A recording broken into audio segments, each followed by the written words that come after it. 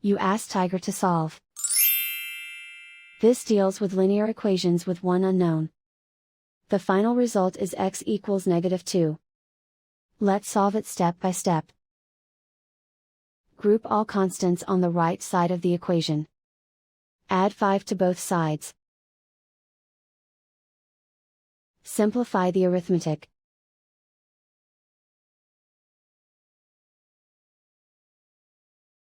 Isolate the x.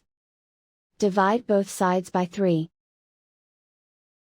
Simplify the fraction. Find the greatest common factor of the numerator and denominator. Factor out and cancel the greatest common factor. And so the final result is x equals -2.